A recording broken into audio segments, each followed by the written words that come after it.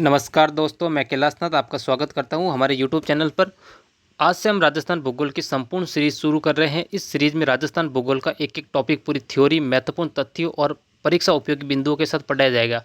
आज की इस पहली क्लास में हम राजस्थान का सामान्य परिचय कंप्लीट थ्योरी के साथ पढ़ेंगे। इस क्लास के बाद आपको इस टॉपिक के लिए किसी दूसरी किताब या वीडियो की आवश्यकता नहीं पड़ेगी। इस क्लास में हम पढ़ेंगे राजस्थान का परिचय, राजस्थान का क्षेत्रफल एवं जनसंख्या, राजस्थान की स्थिति एवं विस्तार, राजस्थान की सीमाएं, राजस्थान के संभाग एवं जिले, राजस्थान की प्रमुख भौगोलिक विशेषताएं, परीक्षा में पूछे गए महत्वपूर्ण तथ्य। ये क्लास रीट, सीईटी, आरएस, पटवार, LDC, Rajasthan police, SI, forest guard, jail प्रहरी, पीटीटी और बीएसटीसी सहित सभी प्रतियोगी परीक्षाओं के लिए महत्वपूर्ण है। तो अपनी कॉपी और पेन तैयार रखिए, क्योंकि आज हम राजस्थान का सामान्य परिचय कंप्लीट थ्योरी के साथ शुरू करने जा रहे हैं। तो क्लास शुरू करते हैं दोस्तों। सबसे पहले हम राजस्थान का सामान्य परिचय समझते हैं।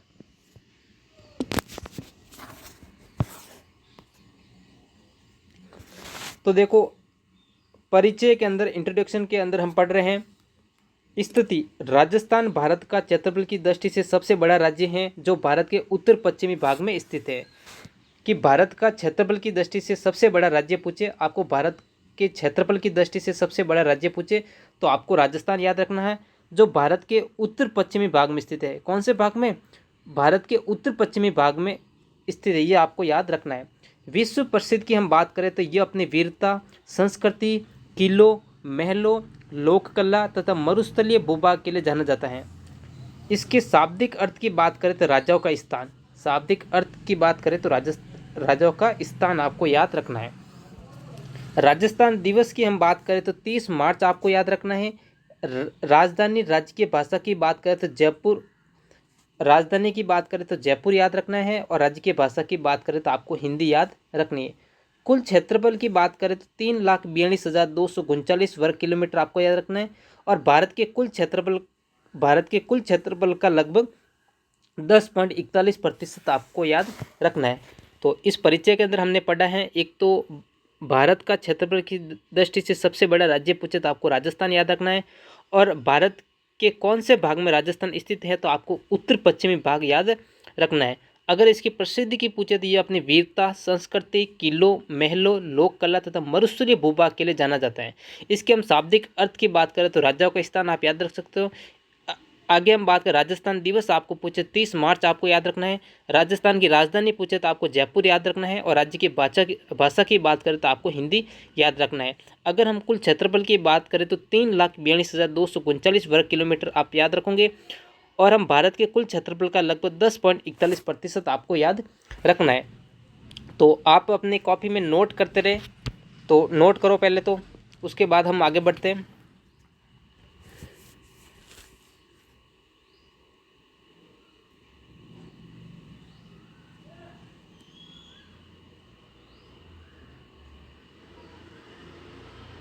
नोट कर लिया आपने? बढ़े आगे। आगे देखो, हम भौगोलिक स्थिति को समझे, ज्योग्राफिकल लोकेशंस की बात करें तो इसके अक्षांश से विस्तार की बात करें तो 23 डिग्री 3 से 30 डिग्री 12 उत्तरी अक्षांश, और देशांतर विस्तार की बात करें तो 69 डिग्री 30 से 78 डिग्री 17 पूरी देशांतर आपको याद रखना है। आगे यहाँ तक समझ में? फिर कर्क रेखा, ट्रॉपिक ऑफ कैंसर। कर्क रेखा राजस्थान के बिल्कुल दक्षिणी भाग से होकर गुजरती है।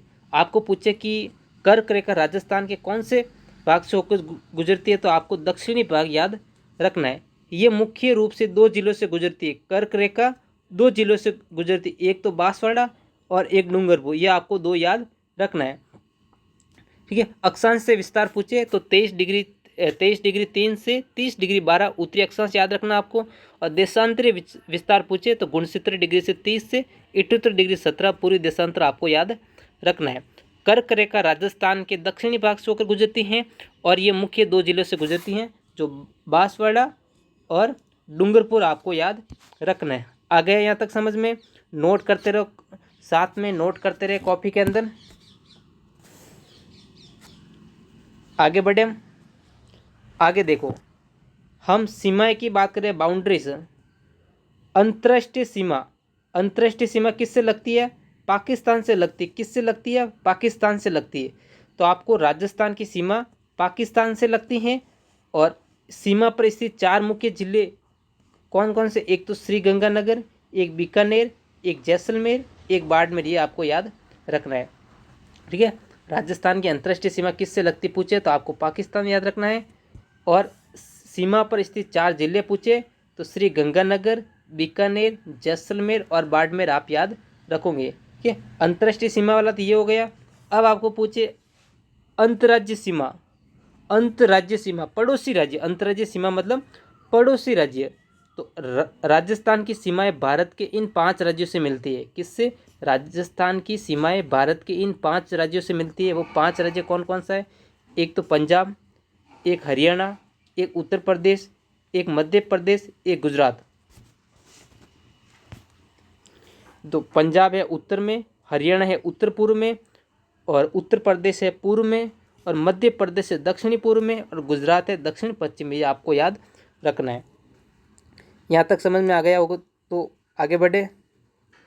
साथ में कॉपी में नोट भी करते रहे साथ साथ में। बिल्कुल बेसिक रूप से हम पढ़ेंगे।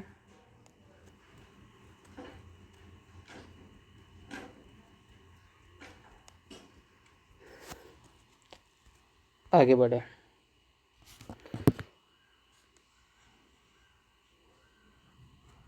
अब हमको पढ़ना है राजस्थान का गठन एवं एकीकरण। शुरुआती स्वतंत्रता प्राप्ति के समय राजस्थान में अनेक देशी रियासतें और ठिकाने थे। आपको पता हो तो स्वतंत्र जब देश आज़ाद नहीं होता उससे पहले राजस्थान के अंदर अनेक देशी रियासतें और ठिकाने थे। एकीकरण के चरण की हम बात करें तो वर्तमान राजस्थान का निर्माण कुल 7 चरणों में हुआ। कितने? 7 चरणों में हुआ। ये आपको याद रखना है। आपको पूछे कि राजस्थान का निर्माण कितने चरणों में हुआ तो आपको 7 चरण याद रखने हैं। अंतिम गठन जिसे व्रत राजस्थान कहा जाता है, 30 मार्च 1949 को व्रत राजस्थान का गठन हुआ। आपको पूछे कि व्रत राजस्थान का गठन कब हुआ तो आपको 30 मार्च 1949 याद रखना है। इसीलिए 30 मार्च को राजस्थान दिवस मनाया जाता है। इसीलिए 30 मार्च को राजस्थान दिवस मनाते हैं। पूर्ण राज्य का स्वरूप 1 नवंबर 1956। वर्तमान राजस्थान पूरी तरह अस्तित्व में कब आया? 1 नवंबर 1956 आपको याद रखना है। अगर हम प्रमुख व्यक्तित्व की बात करें तो प्रथम मुख्यमंत्री हीरालाल शास्त्री और प्रथम राज प्रमुख की बात करें तो महाराणा भूपाल सिंह आपको याद रखना है। यहाँ तक समझ में आया। राजस्थान का गठन एवं एकीकरण में हमने पढ़ा कि स्वतंत्रता प्राप्त जब देश आज़ाद नहीं हुआ था उससे पहले राजस्थान में अनेक देशी रियासतें और ठिकाने थे। हम एकीकरण के चरण की बात करें तो वर्तमान राजस्थान के निर्माण कुल 7 चरणों में हुआ है। अंतिम गठन या व्रत राजस्थान का गठन हुआ था 30 मार्च 1949 को। इसीलिए 30 मार्च को राजस्थान दिवस मनाते हैं। पूर्ण राज्य का स्वरूप या वर्तमान राजस्थान पूरी तरह अस्तित्व में कब आया तो आपको याद रखना 1 नवंबर 1956। और प्रमुख व्यक्तित्व की बात करें तो प्रथम मुख्यमंत्री हीरालाल शास्त्री याद रखना है। और प्रथम राज प्रमुख की बात करें तो महाराणा भूपाल सिंह आपको याद रखना है। यहाँ तक समझ में आ गया हो तो आगे बढ़े हम। साथ साथ में आप नोट्स भी बनाते रहे। बढ़े आगे। प्रशासनिक संरचना एडमिनिस्ट्रेशन स्ट्रक्चर आपको याद रखना। कुल संभाग की बात करें तो 10 संभाग है। कितने? 10 संभाग हैं। कुल जिले की बात करें तो 41 जिला आपको याद रखना है। सबसे बड़ा जिला क्षेत्रफल की दृष्टि से पूछे तो आपको जैसलमेर याद रखना है।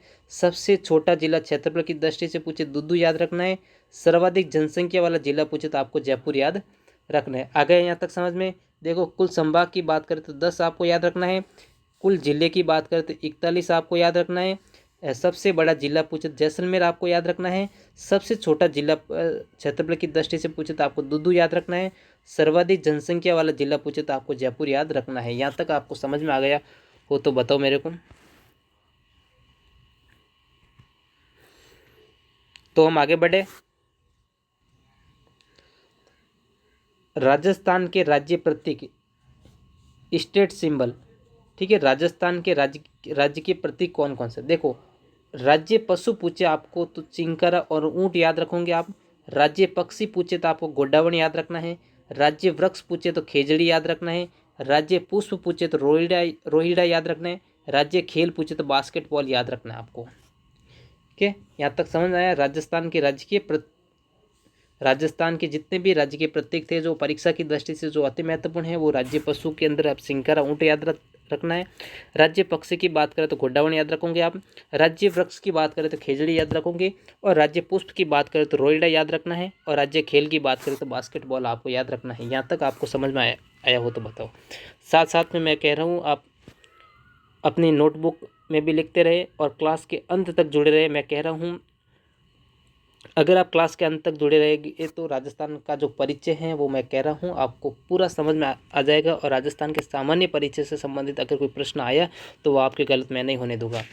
और इस राजस्थान की जो जियोग्राफी यानी कि भूगोल की सीरीज स्टार्ट हो गई हैं। इस सीरीज़ को आप छोड़ना नहीं। मैं कह रहा हूँ भूगोल से संबंधित आपके सारे डाउट आपके क्लियर हो जाएंगे। बढ़े आगे देखो, भौतिक स्वरूप फिजिकल सेटअप। राजस्थान को चार प्रमुख भौतिक प्रदेशों में विभाजित किया गया। कभी भी आपको पूछे कि राजस्थान को कितने भौतिक प्रदेशों में बांटा गया है तो आपको 4 याद रखना है, जिसमें पश्चिमी मरुस्थलीय प्रदेश, थार मरुस्थल, कम वर्षा और रेतीली टीले वाला क्षेत्र। आपको पश्चिमी मरुस्थल के अंदर याद रखना है थार मरुस्थल, कम वर्षा और रेतीले टीलों वाला क्षेत्र याद रखना है आपको।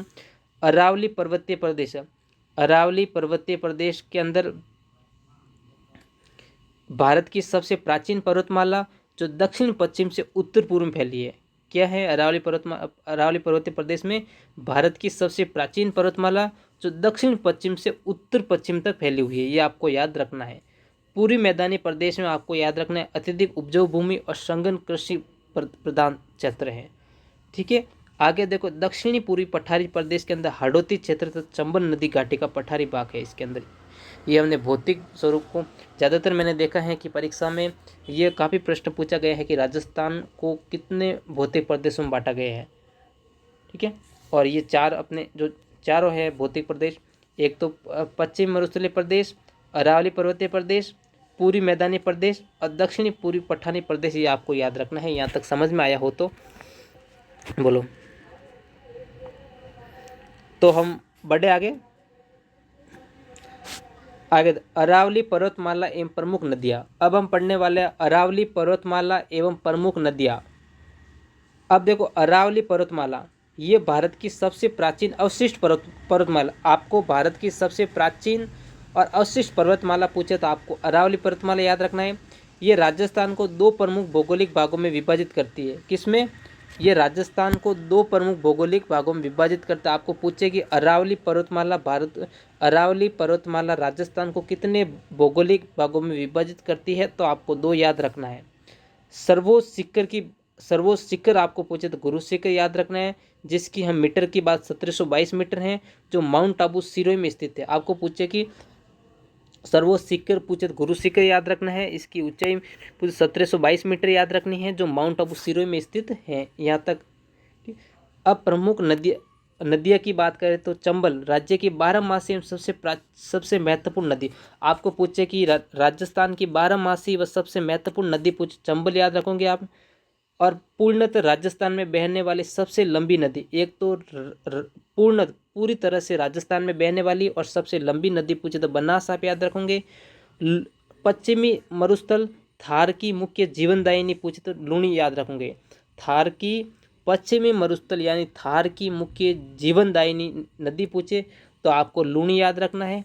और दक्षिणी राजस्थान की नदी या फिर कर्क रेखा को 2 बार पार करने वाली कौन सी नदी है तो आपको माई याद रखना। आपको पूछे कि दक्षिणी राजस्थान की नदी, आपको माई याद रखना है। या फिर ऐसे प्रश्न आ जाए कि दक्षिणी राजस्थान की नदी जो कर्क रेखा को 2 बार पार करती है वो कौन सी नदी है तो आपको माई याद रखना है। चंबल की प्रमुख सहायक नदी को पूछे आपको तो काली सिंध आपको याद रखना है। यहाँ तक समझ में आया? देखो एक बार वापस देखो, अरावली पर्वतमाला में प्रमुख नदियाँ। अरावली पर्वतमाला के अंदर आपको याद रखना है भारत की सबसे प्राचीन अवशिष्ट पर्वतमाला, ये याद रखना है। और ये राजस्थान को ये राजस्थान को दो प्रमुख भौगोलिक भागों में विभाजित करती हैं। अगर हम सर्वोच्च शिखर की बात करें तो गुरु शिखर याद रखना है, जिसकी लंबाई पूछे 1722 मीटर, आप याद रखोगे, जो माउंट आबू सिरोही में स्थित है। प्रमुख नदियों की हम बात करें तो राज्य की 12मासी व सबसे महत्वपूर्ण नदी के बारे में आपको पूछे तो आपको चंबल याद रखना है। और राजस्थान में बहने वाली सबसे लंबी नदी पूछे तो आपको बनास याद रखना है। और पश्चिमी मरुस्थल यानी कि थार की मुख्य जीवनदायिनी नदी पूछे तो आपको लूणी याद रखना है। और दक्षिणी राजस्थान की नदी व कर्क रेखा को 2 बार पार करने वाले पूछे तो आपको माही याद रखना है। और चंबल की प्रमुख सहायक नदी आपको पूछे तो काली सिंध आपको याद रखना है। यहाँ तक समझ में आया आपको? तो बढ़े आगे। देखो, प्रमुख जिले एवं जलवायु, लेक्स एंड क्लाइमेट। देखो, प्रमुख जिले, सांबर झील भारत की सबसे बड़ी अंतर्देशीय खारे पानी की झील। आपको पूछे कि भारत की सबसे बड़ी अंतर्देशीय खारे पानी की झील पूछे तो आपको सांबर याद रखना है। और राजस्थान की सबसे बड़ी मीठे पानी की कृत्रिम झील पूछे तो आपको जयसमंद याद रखना है। पिचोला झील तथा फतेह सागर झील उदयपुर की झीलें हैं। और अन्य प्रमुख जिले के अंदर अना सागर झील है जो अजमेर के अंदर है, याद रखोगे। ठीक है, आगे देखो जलवायु क्लाइमेट। राजस्थान की जलवायु मुख्य उष्ण एवं शुष्क। आपको पूछे कि राजस्थान की जलवायु कैसी है तो आपको उष्ण एवं शुष्क याद रखना है। और सर्वाधिक वर्षा होती है माउंट आबू क्षेत्र सिरोही के अंदर, न्यूनतम वर्षा होती है जैसलमेर के अंदर। गर्मी सबसे ज़्यादा मई जून के अंदर पड़ती है जो अत्यधिक उच्च तापमान जिसे लू कहा जाता है। सर्दी सबसे ज़्यादा पड़ती है दिसंबर से जनवरी के अंदर, जिसे न्यूनतम शुष्क तापमान कहा जाता है। यहाँ तक समझ में आया तो बोलो। एक बार वापस देखो, प्रमुख जिले एवं जलवायु, लेक्स एंड क्लाइमेट। देखो, प्रमुख झील की हम बात करें तो भारत की सबसे बड़ी अंतर्देशीय खारे पानी की झील आपको पूछे तो सांबर याद रखोगे। राजस्थान की सबसे बड़ी मीठे पानी की कृत्रिम झील पूछे तो आपको जयसमंद झील याद रखोगे। और पिचोला झील तथा फतेह सागर झील आपको पूछे तो ये उदयपुर के अंदर है। और अना सागर झील पूछे तो आपको अजमेर याद रखनी है। जलवायु क्लाइमेट की हम बात करें, राजस्थान की जलवायु है उष्ण एवं शुष्क, याद रखोगे आप। सर्वाधिक वर्षा वाला जिला पूछे तो आपको माउंट आबू सिरोही याद रखना है। न्यूनतम वर्षा वाला जिला पूछे तो जैसलमेर याद रखोगे आप।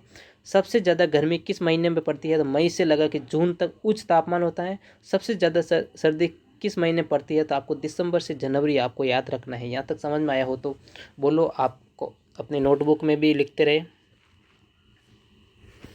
बढ़े आगे देखो, वनस्पति खनिज संपदा एवं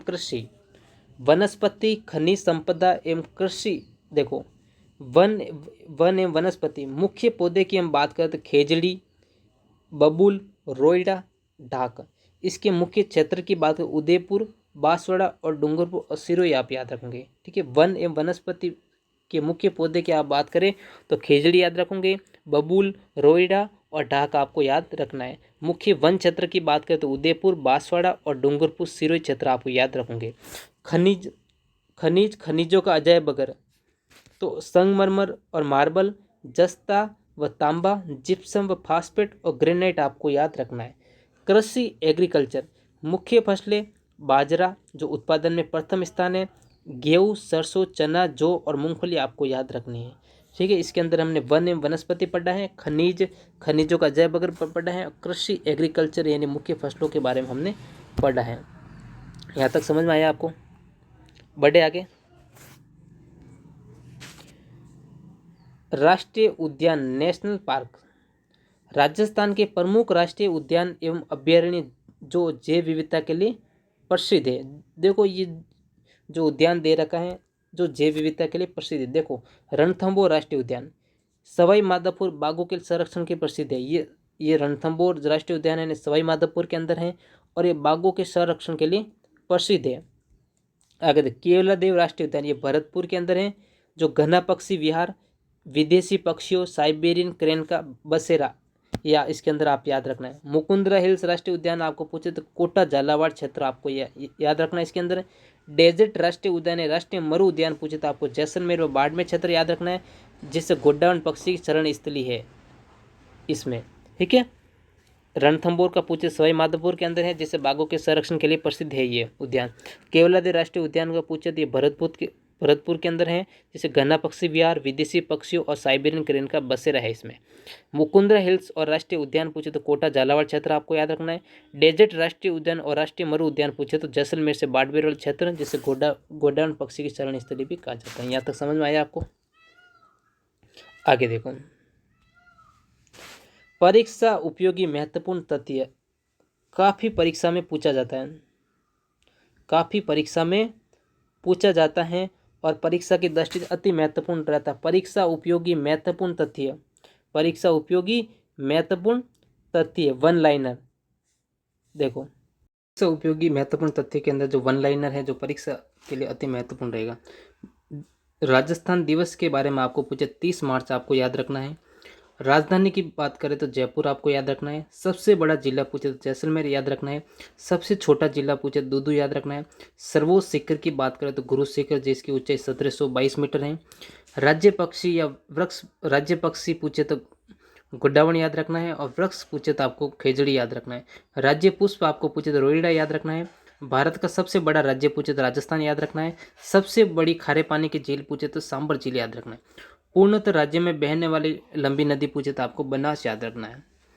थ्योरी के साथ साथ में परीक्षा उपयोग जो महत्वपूर्ण वन लाइनर देखे वो भी एक बार वापस देख लो। राजस्थान दिवस की बात कर पूछे तो आपको 30 मार्च याद रखना है। राजस्थान की राजधानी पूछे तो जयपुर याद रखना है। सबसे बड़ा जिला पूछे तो जैसलमेर याद रखना है। सबसे छोटा जिला पूछे तो दूदू याद रखना है। सर्वोच्च शिखर पूछे तो गुरु शिखर याद रखना है, जिसकी ऊंचाई 1722 मीटर है। राज्य पक्षी पूछे तो गोडावन याद रखना है और वृक्ष पूछे तो खेजड़ी याद रखना है। राज्य पुष्प पूछे तो रोइडा याद रखना है और भारत का सबसे बड़ा राज्य पूछे तो राजस्थान याद रखना है। सबसे बड़ी खारे पानी की झील याद पूछे तो सांबर याद रखना है और राज्य में बहने वाली लंबी नदी पूछे तो बनास याद रखना है। ये तथ्य राजस्थान की आगामी परीक्षाओं आरपीएससी और आरएसएसबी के लिए अत्यंत महत्वपूर्ण है। मैं कह रहा हूँ राजस्थान की कोई भी प्रतियोगी परीक्षा हो इसके लिए ये काफ़ी महत्वपूर्ण साबित होगा। तो ये राजस्थान के जो सामान्य परिचय था वो हमने इस क्लास के अंदर पूरा देख लिया है और राजस्थानी भूगोल की शुरुआत हो गई है। तो क्लास कैसी लगी? बढ़िया लगी हो तो एक सुंदर सा कमेंट छापना। इसके अंदर हमने सामान्य परिचय कंप्लीट थ्योरी के साथ पढ़ा है जो आपके आगामी रीट, सीईटी, आरएस, पटवार, LDC, Rajasthan police, SI, jail प्रहरी, फॉरेस्ट गार्ड, वीडियो, पीटीटी और बीएसटीसी परीक्षा के लिए अति महत्वपूर्ण साबित होगी। तो राजस्थान की ये भूगोल काफ़ी लंबी चलेगी और इसमें हमेशा नए नए टॉपिक आते रहेंगे। तो आज हमने राजस्थान के सामान्य परिचय की कंप्लीट थ्योरी पढ़ी। यदि क्लास अच्छी लगी हो तो वीडियो को लाइक करें, अपने दोस्तों के साथ शेयर करें और चैनल को सब्सक्राइब करें। और अगर आपका किसी भी तरह का कोई डाउट या सवाल है तो आप हमारे इंस्टाग्राम आईडी ऑफिशियल अकाउंट योगी के नाम से इंस्टाग्राम आईडी है जिसकी लिंक मैं डिस्क्रिप्शन में दे दूँगा, उसमें आप ज़रूर जुड़ें। अगली क्लास के लिए आप कल हम अगली क्लास में मिलेंगे। तो धन्यवाद। जय हिंद, जय भारत। मिलते हैं कल नेक्स्ट क्लास में। आज के लिए इतना ही। Bye bye. जय हिंद, जय भारत।